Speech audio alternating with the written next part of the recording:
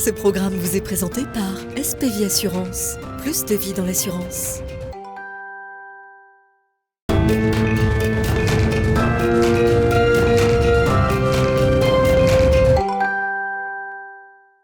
Ravi de vous retrouver dans Smart Assure. Tout ce que vous avez toujours voulu savoir sans jamais oser le demander, eh bien, on va le découvrir avec Cédric Pironneau. Bonjour Cédric. Bonjour. Ravi de vous accueillir. Vous êtes le cofondateur de SPV Assurance. Nouveau thème passionnant. Les expatriés, ceux qui décident de quitter la France. Alors ça s'est accéléré évidemment avec la crise Covid. Il y a quand même de plus en plus de Français et de Françaises qui ont décidé de partir à l'étranger. C'est un phénomène. Plus de 2 millions. Plus de 2 millions de personnes, plus de 2 millions de Français vivent à l'étranger, en sachant que la carrière d'un expatrié aujourd'hui, c'est pas du tout la même de celle des expatriés il y a 30 ans, qui partaient 20 ans, 25 ans et qui bougeaient pour une grande multinationale d'un pays à l'autre. Aujourd'hui, c'est des gens qui partent sur des durées plus courtes, qui changent d'employeur pendant leur expatriation, donc ça pose une autre problématique, c'est que la couverture santé que vous avez prise à l'origine, elle fonctionne plus quand vous changez d'employeur.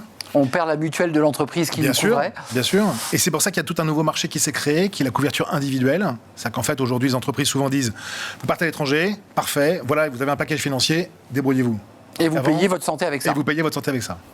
Mobilité internationale, alors ça c'est impressionnant, c'est le 3e marché mondial de la santé. C'est absolument colossal. C'est colossal, il y a un très grand acteur américain, acteur d'assurance, pardon, américain. Oui, je m'attendais à Brad Pitt. Non. Assureur américain, Cigna pour ne pas nommer, qui a dépassé le 180 milliards de dollars de chiffre d'affaires. Donc c'est des gens qui aujourd'hui intègrent la chaîne de valeur de l'assurance jusqu'aux médicaments. Donc c'est vraiment une vision, alors encore une fois c'est une vision très différente de la nôtre parce que on est sur un système de complémentaire entre la sécurité sociale. Oui, c'est intégralement privé. Oui, c'est totalement différent. Quand même pour vous à la tête de SPV, d'abord c'est un marché, il faut l'adresser, mais ça ressemble un peu à un casse-tête quand même, c'est compliqué. C'est très compliqué parce que d'abord un expatrié, un Français expatrié ne raisonne pas comme un Anglais ou un Américain. Il vient de France. Il vient de France, donc déjà il n'apprend pas la couverture médicale de la même façon. Il a aussi un lien avec son pays qui est très fort. C'est-à-dire qu'il se dit, je veux bien être couvert et soigné à l'étranger, mais si j'ai un problème grave, je veux pouvoir rentrer en France. Ça c'est priorité numéro 1. Le lien avec le pays d'origine, le lien avec la France, avec le système français, avec la médecine française, reste un attachement extrêmement fort. Donc on est obligé de concevoir des produits d'assurance très différents que si on s'adresse à un Anglais ou un Américain qui, lui, ne comprend pas qu'on rembourse l'optique. L'optique, pour lui, c'est comme acheter une veste ou un pantalon. Une paire de lunettes, c'est pareil. Alors que pour un Français, si l'optique n'est pas couverte, il ne comprend pas. C'est presque une manifestation, c'est vrai. Ça veut dire qu'un expatrié qui part, et le marché est colossal, il part aussi dans le sac à dos avec le modèle social français, et donc tout ce qui va avec. Et il le transporte dans le pays. Absolument. Alors, en général, au bout de quelques années, il finit quand même par se confronter à la réalité du pays où il est, il rencontre d'autres expatriés, d'autres nations, et il voit qu'il y a quand même d'autres systèmes.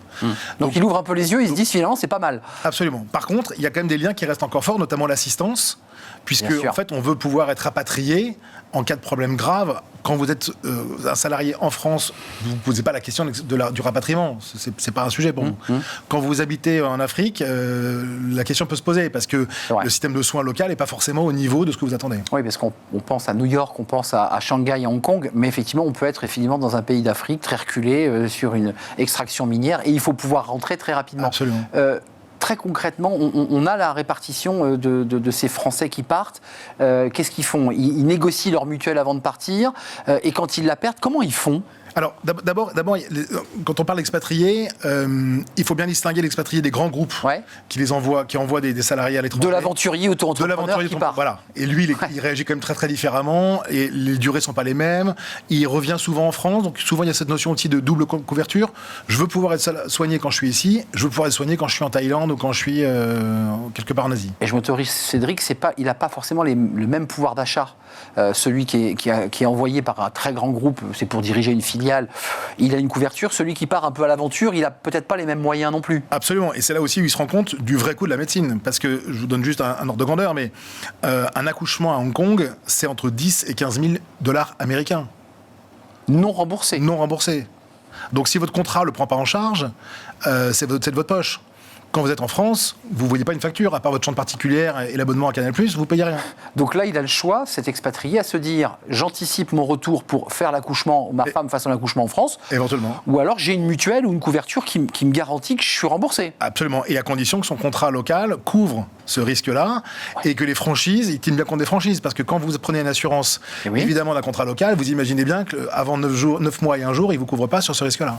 Donc effectivement, c'est un sujet à adresser, mais sujet complexe. Sujet complexe, passionnant d'un point de vue de l'assureur de la distribution, Ah oui.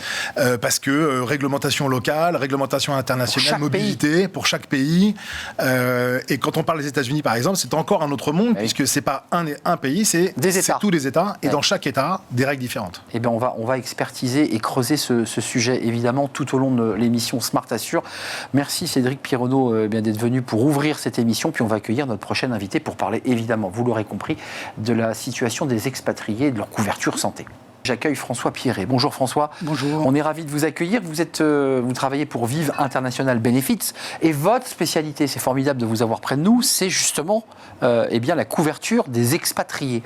Alors là, commençons par le début. On voit qu'en fonction du pays et même de l'État, quand on est aux États-Unis, le prix d'une couverture santé peut aller du simple au double, au triple et voire plus. C'est ça le casse-tête face auquel vous êtes. Alors, tout à fait. Dans le prix d'une garantie pour un expatrié, le critère principal, c'est en effet le pays d'expatriation. Donc ça, c'est vraiment fondamental. Les États-Unis, par exemple, qui est le pays le plus cher au monde, est 5 fois plus cher que des soins en Europe de l'Ouest. Donc ça, 5 fois plus cher, vous imaginez, une garantie classique qui vaut en Europe 6 000 € pour une famille, 2 adultes, 2 enfants. 60 000 aux États-Unis. C'est 30 à 60 000 aux États-Unis. Et comme vous le dites, si vous êtes à New York ou si vous êtes dans une petite ville aux États-Unis, ça peut être du simple au double. Alors, il y a les lieux de soins. États-Unis, vous dites c'est très cher. On a des pays qui commencent à rejoindre les États-Unis. Je pense à la Suisse, par exemple, et il y en a d'autres. La Suisse, la Chine a extrêmement explosé pour 2 raisons. Parce qu'il y a de plus en plus de gens qui s'expatrient là-bas, donc de plus de gens qui veulent se garantir. Les Chinois eux-mêmes vont dans des hôpitaux de plus en plus luxueux, de plus en plus techniques et de bonne qualité. Donc les prix augmentent également. Et puis après, c'est l'offre et la demande. Il y a des réglementations locales qui vous obligent de passer par des réseaux chinois. Et donc du coup, il y a souvent des marges locales qui sont prises par les réseaux. Exorbitantes sur les expatriés. Un mot sur les pays, je dirais, peu chers, mais sur lesquels on l'évoquait tout à l'heure avec Cédric Pierronneau, où globalement, il vaut mieux se faire rapatrier. Tout à fait. Alors les pays peu chers sont évidemment pour les assureurs les pays les plus intéressants en termes de souscription. Mais par contre, quand vous avez des maladies très graves là-bas, il n'y a pas les réseaux de soins, il n'y a pas la qualité de soins qu'on peut trouver en Occident. Et donc, il faut avoir une garantie rapatriement sanitaire de très bonne qualité et de pouvoir très vite expatrier, enfin répatrier en Occident et en France notamment. Il faut bien vérifier. Tout à fait. Il faut bien vérifier qu'il y a la couverture. L'assistance rapatriement. Exactement. Sur le choix, parce que vous évoquiez tout à l'heure ces Français qui ouvraient les yeux, et on l'entendait sur d'autres modèles de santé, et où ils s'apercevaient que le modèle français était pas mal en termes de qualité. Ils ont le choix entre quoi, les Français ? Entre le 1 € ou le complément CFE ? Expliquez-nous. Tout à fait. Alors, pour s'assurer en soins, en France, vous avez des complémentaires à la sécurité sociale et tout ça est obligatoire, donc ça ne se discute pas. Par contre, pour un expatrié, soit il peut se couvrir en totalité via son assureur au premier euro. Privé, donc. Privé, et à ce moment-là, le prix, il est la base plus la complémentaire dans un contrat d'assurance, donc ça lui paraît extrêmement cher, mais finalement en France, c'est ce qu'il payait quand il avait Sécu d'un côté et complémentaire de l'autre. Oui, mais ça, il ne le voyait pas. Voilà, et multiplié par le fait que si vous allez en Chine ou en Suisse... Plus la marge. Voilà, plus la marge. Donc ça, c'est vraiment fondamental. Alors les Français qui sont toujours... très, très critiques de leur système. Il y a la CFE qui a été... qu'est-ce que c'est la CFE ? La CFE, c'est la Caisse des Français de l'étranger. Et donc, ça permet de reconstituer un régime de base beaucoup plus mutualisé d'un pays à l'autre, entre retraités... Donc, il y a une caisse des expats. Exactement. Mais elle est facultative. C'est comme si en France, les entreprises ou le particulier pourraient dire « je me mets à la Sécu ou je ne me mets pas ». Donc là, on a le choix. Donc du coup, comme il y a le choix... Elle est équilibrée, cette caisse, ce qui est assez extraordinaire. C'est rare de l'entendre. D'avoir une caisse sécu équilibrée. Ouais.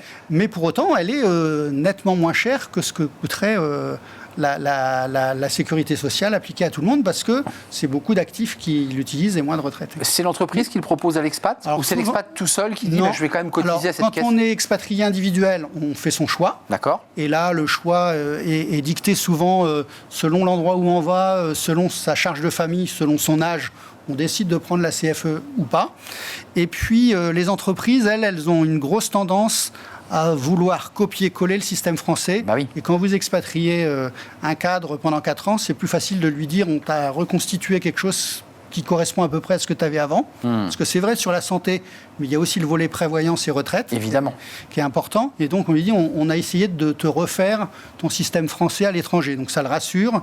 Et donc, il part plus facilement. Du coup, il part plus facilement. Oui, et la discussion porte sur d'autres sujets que la couverture santé et prévoyance. L'expat part très souvent avec femmes et enfants. Et souvent, il y a des enjeux pour les enfants. Exactement. Et pour l'épouse. Merci François Pierret d'être venu nous éclairer, parce que Dieu sait que ce sujet est quand même très complexe, notamment quand on se penche sur le sujet américain. Vous êtes le directeur de Vive International Benefits, spécialiste de ce sujet. C'est vraiment un vrai plaisir de vous accueillir. La suite de notre programme dans Smart Assure avec un nouvel invité pour parler des expatriés. Et j'accueille Sylvain Charpilienne. Bonjour Sylvain. Bonjour. Ravi de vous accueillir. Vous êtes le dirigeant d'Expa TPA, qui est un acronyme anglo-saxon.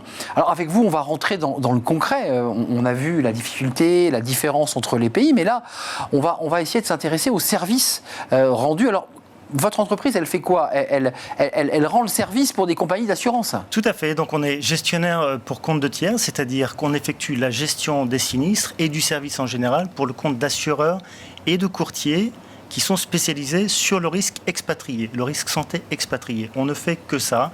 Et donc, on est quelques entreprises à Paris à faire ça. Donc c'est une niche, mais quand on voit les chiffres développés par Cédric Pironneau, on voit que c'est un marché en plein développement. En plein développement. En même temps, ça nécessite beaucoup d'investissements en matière informatique, parce que lorsqu'on traite les dossiers de personnes qui sont ici à Mexico, en Thaïlande, en Grèce, en Afrique, etc., ça demande premièrement un personnel apte, expérimenté, connaissant bien les systèmes de santé locaux, parlant évidemment parfaitement l'anglais, plus d'autres langues si c'est possible. Ça demande des systèmes informatiques tout à fait développés sur mesure. Et donc ça peut expliquer aussi pourquoi on n'est pas nombreux à faire ce type de travail. Oui, parce que c'est un travail très fin et qui en plus se distingue par une singularité par pays, ce qui est quand même complexe. Le service avant tout. Parlez-nous, parce que l'expat, en bout de chaîne, il dit mais attendez, moi je paye mon entreprise paye un bras, cette complémentaire, je veux tout de suite maintenant. C'est ça le... Bien sûr. Donc ça passe par un accompagnement tout d'abord H24, parce que il fait toujours jour quelque part. Mais ça, c'est vrai, c'est votre réalité, ça. Voilà, donc on a besoin d'être H24, on a besoin d'être aux 4 coins du monde, ce qui est notre cas, ce qui est le cas de la plupart de nos confrères. Donc des antennes un peu partout ? Oui, absolument. Une couverture linguistique quasi totale, donc ça c'est indispensable, et l'accompagnement pour faire notre travail qui est d'une part de réembourser les frais médicaux, d'autre part de placer des lettres de garantie pour éviter que les assurés aient à avancer les frais, ou alors même prépayer par le biais de cartes de paiement qu'on prépaye en temps réel, adapté in situ à la situation de l'assuré, et tout ça, encore une fois, H24. H24, ça veut dire que vos équipes, disséminées dans le monde, travaillent, j'allais dire, en 3-8, puisqu'en permanence, les besoins se font sentir. Absolument. Il y a des dossiers d'urgence, il y a des dossiers moins urgents. Bien sûr. Tout ça doit être géré. Il y a les dossiers d'expatriation, de rapatriement. Ça, c'est quoi ? C'est les dossiers les plus compliqués à gérer ? Oui, alors nous, on n'est pas compagnie d'assistance. Vous n'êtes pas la compagnie d'assistance. Voilà. Enfin, vous alertez la compagnie d'assistance, j'imagine. Alors, il arrive qu'on accompagne et qu'on travaille de consort avec les compagnies d'assistance, puisque les compagnies d'assistance, elles, leur rôle, c'est de rapatrier ou d'évacuer les personnes qui ont besoin de rentrer chez eux pour des raisons médicales ou autres. Par contre, le paiement des frais médicaux, que ce soit au point de départ ou au point d'arrivée, ça va passer par nous, et c'est nous qui allons émettre la prise en charge auprès de la structure de soins. Sylvain, quand même, il y a un sujet. Il y a les expats, j'allais dire traditionnels, je dirais très 20e, des très grosses entreprises qui traditionnellement envoient leurs cadres dirigeants dans des pays avec un bon salaire, une belle couverture. Et puis il y a cette nouvelle génération des expatriés auxquels vous faites qui ont moins de revenus, moins de fonds. C'est plus compliqué ? Non, c'est pas plus compliqué. C'est un contrat différent, c'est une gestion un petit peu différente, peut-être un peu plus sur mesure. Des gens qui tentent l'aventure à l'autre bout de la terre, parce qu'il y a une dynamique mondiale maintenant et une dynamique nomade. C'est ça, c'est d'eux dont je parle. Ouais. Et avec eux, on peut aussi les accompagner avec un service adapté. Absolument de la même façon. Vous êtes vraiment connecté à cette réalité de l'expatriation, c'est votre cœur de métier. Est-ce que vous avez vu une explosion, alors j'allais dire des nomades, et de ces Français qui disent, bon, je renverse la table, je m'en vais. Est-ce que ça, vous le ressentez ? Oui, absolument. Alors, c'est pas que français, puisqu'on s'occupe, une bonne partie des gens dont on s'occupe, c'est mondial. Français, mais on a des clients américains, on a des clients japonais, on a des clients grecs, on a des clients de partout. Et donc, tout se croise, en fait. Tout se croise, et ce dont vous parlez s'applique à l'ensemble du monde. Quel est le pays, avant de nous quitter, le plus complexe ? On nous dit depuis le début de cette série, c'est les États-Unis, parce que chaque État s'est dit. C'est les États-Unis ? Oui, alors la complexité qui est due aux États-Unis, c'est une complexité de système. Il faut bien connaître les gens en place, les circuits en place, bien incorporer ça dans nos process. Ça se fait très bien, ça se fait sans problème, mais c'est quand même une particularité. Expat TPA. Lorsque vous êtes en difficulté, c'est Expat TPA qui va vous accompagner sur place ou qui va même aller peut-être même jusqu'à vous rapatrier dans votre pays d'origine. Avec l'aide de la compagnie d'assistance, bien sûr. Avec la compagnie d'assistance. J'ai compris que ce n'est pas vous qui pilotiez l'avion pour ramener le malade. Merci Sylvain Charpillienne d'être venu nous rendre visite. Vous êtes le dirigeant d'Expat TPA. Notre prochain invité pour parler, évidemment, vous l'aurez deviné, des expatriés. J'accueille Fidélia Mongonou. Bonjour Fidélia. Bonjour. Ravi de vous accueillir. Vous êtes la directrice des opérations d'assistance voyage et médicale à l'international. Là, ça devient extrêmement concret chez Mutued. D'abord, un petit mot sur Mutued, parce que d'un point de vue générique, on connaît Europe Assistance pour dire simplement. Mais en fait, vous êtes derrière. C'est une marque qui n'apparaît pas. Exactement. Nous sommes une marque blanche, filiale à 100% de Groupama, et nous intervenons pour le compte de nombreux clients, et en particulier des courtiers dans le domaine du voyage notamment, pour la partie assistance, aide au voyage. Alors, Fidélia, vous avez, avant de commencer à imaginer qu'on va revenir rapatrier, ça c'est la partie la plus triste d'un voyage ou d'une expatriation, commençons d'abord par les conseils pratiques que vous voulez donner, parce qu'avant de partir, il faut prendre quelques règles et prendre quelques mesures. C'est bien ça ? Tout à fait. Pour moi, il me semble que le meilleur voyageur, c'est le voyageur qui s'est renseigné, qui s'est préparé et qui a donc fait tout un travail de recherche du contrat qui va s'adapter absolument à la situation de son voyage. Donc ça veut dire ne pas signer comme ça en faisant un clic, il faut relire le contrat pour voir ce qu'on nous dit. Et oui. Vous partez pour un long séjour, pour une expatriation. Il y a des contrats spécifiques pour ça. Et ça n'est pas votre carte bancaire qui vous couvre pour 90 jours de vacances, typiquement. Je vois très bien. Pour un voyage classique, ça peut encore marcher, mais pas pour une expat. Pour une expatriation, il y a vraiment des contrats spécifiques. Et j'irais même jusqu'à dire il est important de consulter son médecin traitant avant de partir pour se renseigner quant à la destination, parce que certaines pathologies mérite vraiment de se préparer par une couverture adaptée. Pour le dire, c'est je suis atteint d'une pathologie grave, je suis expatrié, je peux continuer à travailler. Renseignez-vous donc sur les risques potentiels ou les coûts médicaux sur ma maladie. Exactement. Un exemple, aux États-Unis, j'ai vu des chiffres exorbitants. Alors, c'est exorbitant en effet, parce que pour une simple appendicite, on soupçonne absolument pas ce que ça peut représenter. Ne serait-ce que la consultation. En France, on paye 25 € et on est pris en charge et tout va bien. Aux États-Unis, à l'extrême, une appendicite qui paraît somme toute bénin, ça peut aller jusqu'à 25 000 $. Donc, si vous n'êtes pas couvert, ce sera à votre charge. En général, ce n'est pas du tout ce que vous prévoyez dans vos déplacements.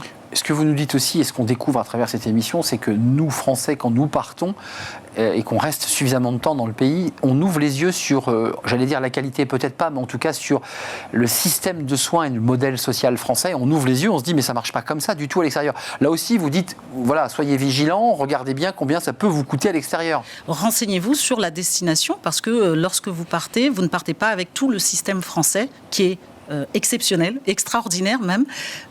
Qu'on nous envie. On nous envie de partout. Hein.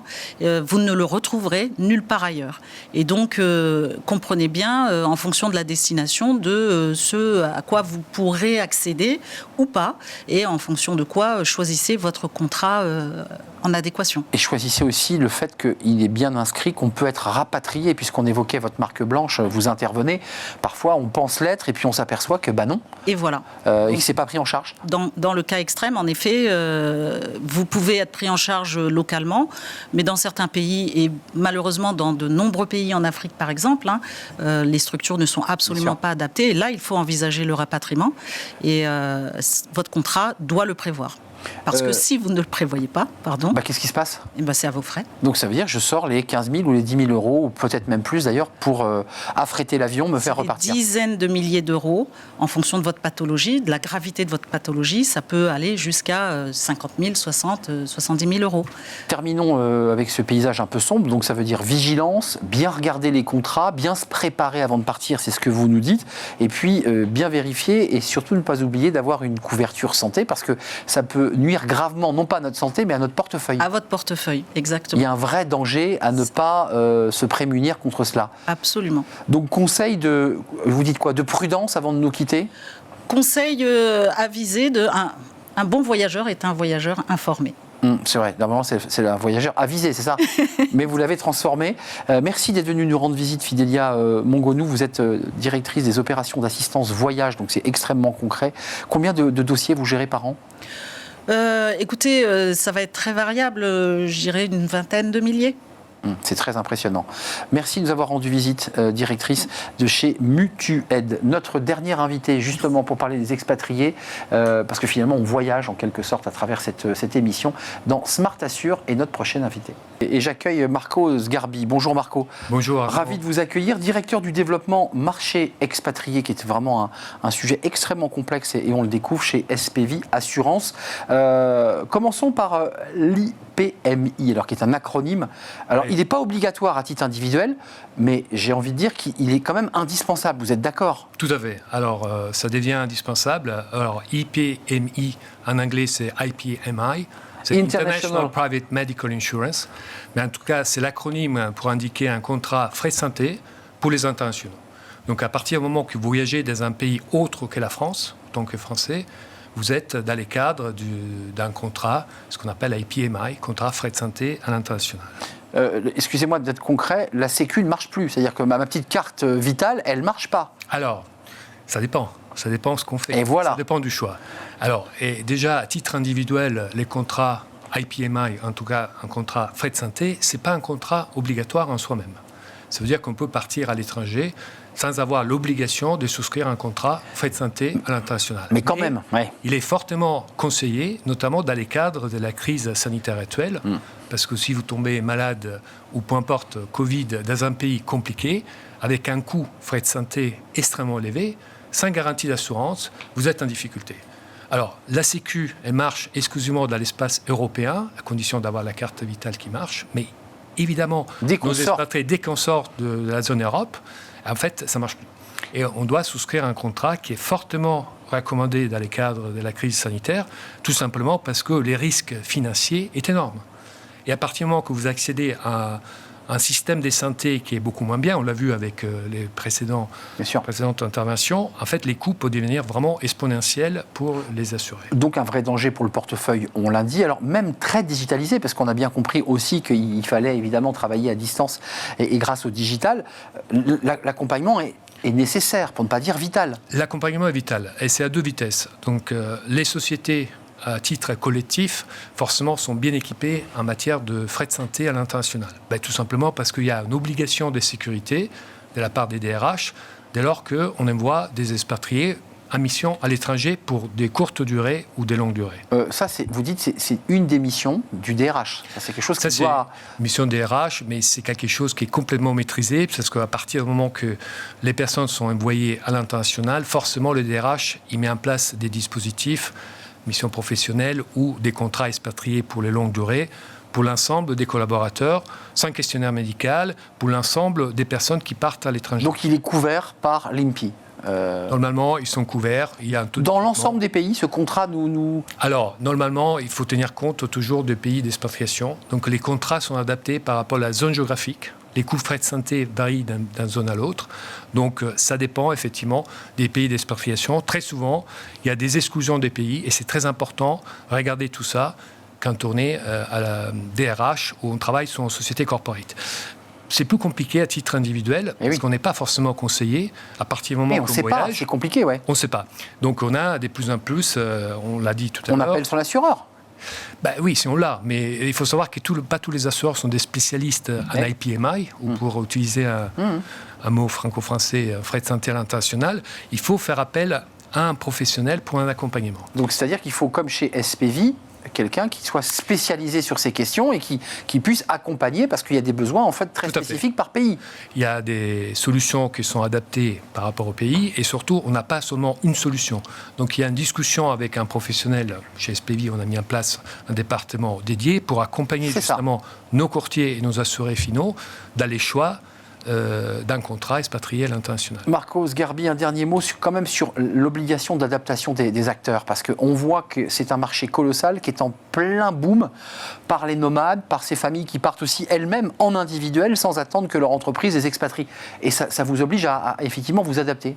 Tout à fait. Donc en fait, il faut avoir des outils adaptés, des outils digitalisés ne suffisent pas. Donc il faut un accompagnement, avoir une discussion avec les personnes pour comprendre les besoins spécifiques. Il y a des garanties en plus depuis 3-4 ans qui sont devenues pratiquement indispensables. Notamment, je cite à titre d'exemple, c'est quelque chose qu'on a finalisé chez SPV, c'est la mise en place de téléconsultation sur notre produit sous l'ensemble des plans proposés. Téléconsultation, ça permet d'avoir accès direct à un médecin à distance. On n'est pas obligé de se déplacer dans un hôpital. On l'a vu pendant le Covid, ça marchait extrêmement bien avec la population concernée. Merci Marcos Garbi d'être venu nous éclairer sur un sujet extrêmement spécifique, vital, nécessaire lorsque vous décidez de partir en expatriation, notamment à titre individuel, parce que les choses sont plutôt cadrées lorsque vous êtes accompagné par une entreprise. C'est plus compliqué en individuel, donc n'hésitez pas à vous tourner vers votre assureur, en tout cas ceux compétents et qui ont la compétence. Merci à vous. Merci. Merci Marco, merci à tous les invités qui nous ont accompagnés dans Smart Assure. Merci à vous et je vous dis à très très très bientôt pour un nouveau numéro de Smart Assure. Bye bye. Ce programme vous a été présenté par SPV Assurance. Plus de vie dans l'assurance.